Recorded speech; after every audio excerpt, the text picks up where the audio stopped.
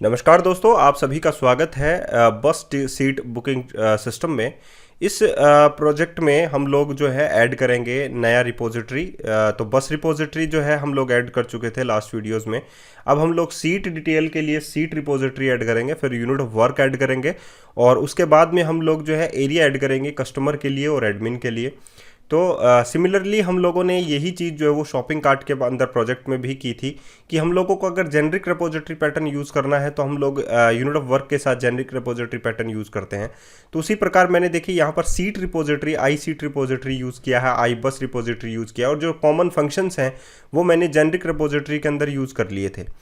तो इन दोनों के लिए हम लोग जो है सेम मेथड जो है रिपोजिटरीज का बनाते हैं, बस रिपोजिटरी के लिए बनाते हैं और सीट रिपोजिटरी के लिए बनाते हैं, ठीक है। और दोनों में एक सिमिलर फंक्शन हम लोग रखते हैं अपडेट का।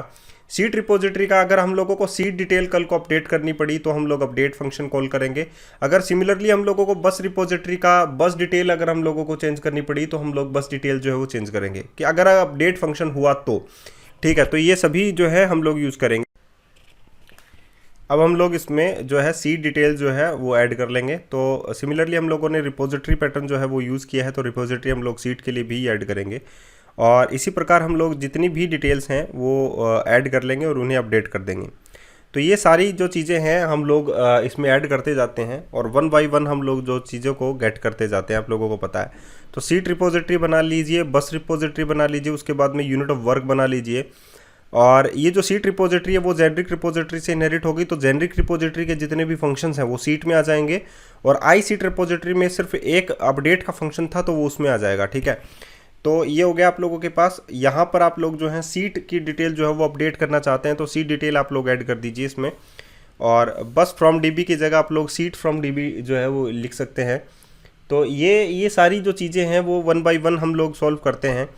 और जो है ये सारी चीज़ें जो है अपडेट का है, कर्ड का है। नॉर्मली कर्ड ऑपरेशन जो है वो ही जो है मैन जो है होता है। तो वन बाय वन आप लोग कीजिए। अपडेट के अंदर आप लोग देखिए सीट डिटेल सीट है तो सबसे पहले आप लोगों को क्या निकालनी पड़ेगी, एक सिंगल सीट निकालनी पड़ेगी।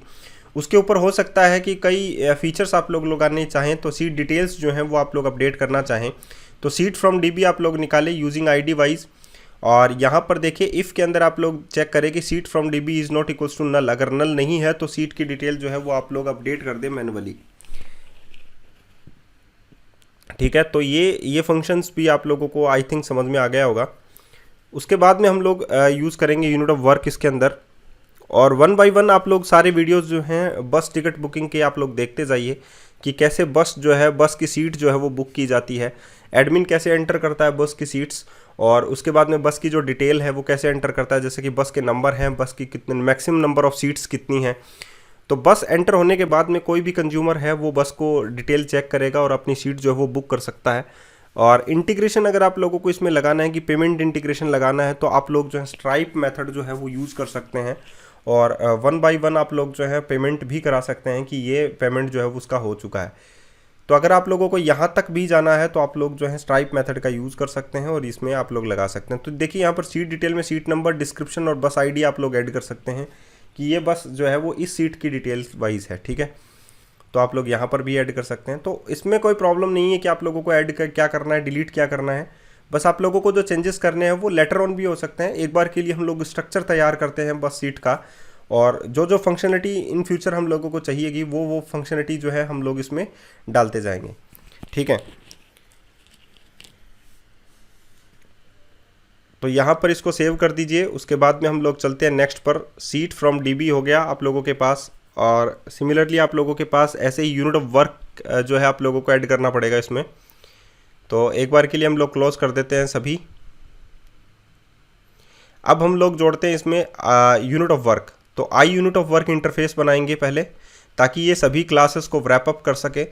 और इसमें सिर्फ हम लोग जो क्लास हम लोगों ने जो इंटरफेसेस हम लोगों ने बनाए हैं उन्हीं को हम लोग जो है एज ए प्रॉपर्टी ट्रीट करेंगे, ठीक है।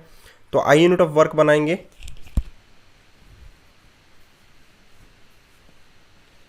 यहाँ पर अगर आप लोग देखें तो आई यूनिट ऑफ वर्क जो है वो इंटरफेस है और ये रैपअप है एक्चुअली में सभी क्लासेस का, तो ये किसी से इम्प्लीमेंट नहीं होगा। तो इसमें हम लोग प्रॉपर्टीज़ जो है वो ऐड करेंगे। कौन कौन सी प्रॉपर्टीज़ हमारे पास हैं? बस से रिलेटेड है, सीट से रिलेटेड है, और एक सेव है जो हम लोगों को इसमें ऐड करना है।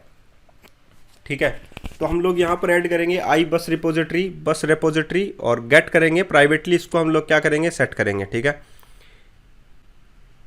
तो यहाँ पर आप लोग देखिए कि आई बस रिपोजिटरी बनाया मैंने, बस रिपोजिटरी और गेट किया सिर्फ।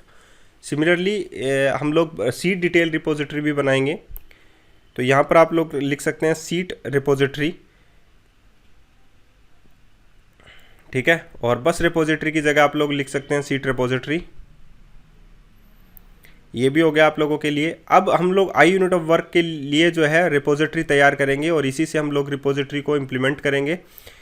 तो इसमें एक मेथड एक्स्ट्रा हम लोग लिख देते हैं सेव, ताकि हम लोगों को बार बार सेव चेंजेस जो है वो कॉल ना करना पड़े। यूनिट ऑफ वर्क से ही हम लोग सेव कॉल कर लें और यूनिट ऑफ वर्क से ही हम लोग बस और सीट की डिटेल्स को फाइंड आउट कर लें। ये बेसिक एक प्रोजेक्ट है जो आप लोगों को इसमें करना है एक्चुअली में, और उसी के बेसिस पर मैंने ये प्रोजेक्ट बनाया है। और इसके बाद में हम लोग जो है प्रोजेक्ट का स्केलेटन तैयार करेंगे, उसके बाद में हम लोग प्रोजेक्ट को बनाना स्टार्ट करेंगे ASP.NET कोर के अंदर। एंगुलर का प्रोजेक्ट जो है वो अभी चल रहा है, और एंगुलर के अंदर अगर आप लोगों को कोई दूसरा प्रोजेक्ट भी चाहिए है तो आप लोग मुझे कॉल कर सकते हैं, या किसी भी वीडियो के ऊपर आप लोग कमेंट कर सकते हैं कि सर इस प्रोजेक्ट पर आप लोग काम कीजिए, और हम लोग आगे भी फर्दर उस चीज़ पर काम करेंगे। ठीक है, तो आइडियाज़ आप लोगों को देने हैं कि कौन से प्रोजेक्ट को आप लोगों को एक्चुअली में डिमांड है, ताकि आप लोग ज़्यादा बेटर तरीके से सीख सकें। तो टेक्नोलॉजी कीड़ा उस चीज़ को आप लोगों को समझाने की कोशिश करता रहता है। तो यूनिट ऑफ वर्क मैंने बनाया, उसमें एप्लीकेशन DB कॉन्टेक्स्ट आप लोगों ने ले लिया, कंस्ट्रक्टर उसमें बनाया और कंस्ट्रक्टर को आप लोगों ने इनिशियलाइज कर लिया। एक बार के लिए कंस्ट्रक्टर को हटा देते हैं और जो बेसिक प्रॉपर्टीज़ थी वो हम लोग यहाँ पर इंप्लीमेंट करते हैं। तो यूनिट ऑफ वर्क जो रिपोजिटरी है वो आई यूनिट ऑफ वर्क से इंप्लीमेंट होगी, और आई यूनिट ऑफ वर्क के अंदर हमारे पास जो है कुछ 2 प्रॉपर्टीज़ हैं और एक मेथड है सेव से।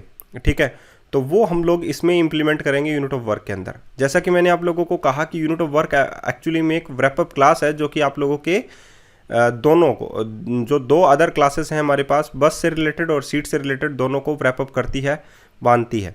तो आई बस रिपोजिटरी हो गई, और हमारे पास एक कंस्ट्रक्टर भी होना चाहिए ताकि सेव चेंजेस मेथड उसमें हम लोग कॉल कर सके। तो ये जस्ट इसको कर कीजिए और जनरेट कंस्ट्रक्टर पर क्लिक कर दीजिए। तो ये आप लोगों के पास कंटेक्स्ट जो क्लास है वो इनिशियलाइज हो जाएगी और मेमोरी के अंदर आ जाएगी। यहाँ पर आप लोग जो है सेव के लिए आप लोग कंटेक्स्ट और सेव चेंजेस जो है वो कॉल कर सकते हैं, ताकि आप लोग जो है डाटाबेस में चेंजेस परफॉर्म कर सकें। अब बस रिपोजिटरी को आप लोगों को इनिशियलाइज करना है, तो प्राइवेटली आप लोग सेट कर दीजिए और गेट कर लीजिए इसको।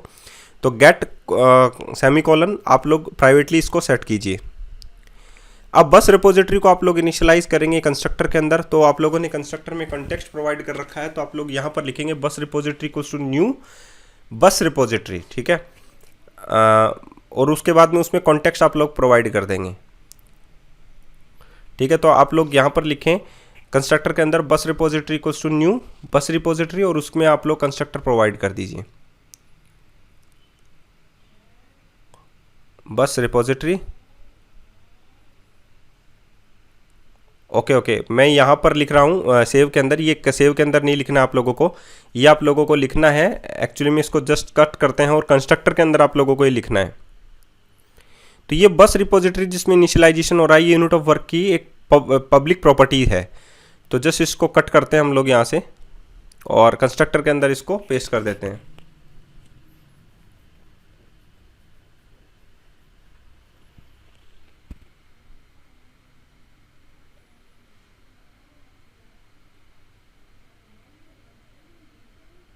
आई होप अंडरस्टूड हो गया आप लोगों को, ये बात भी समझ में आ गई होगी। सिमिलरली हम लोग जो हैं सीट रिपोजिटरी के लिए भी यही चीज़ करेंगे, और उसके बाद में हम लोग क्या करना है, हम लोगों ने यूनिट ऑफ वर्क बना लिया।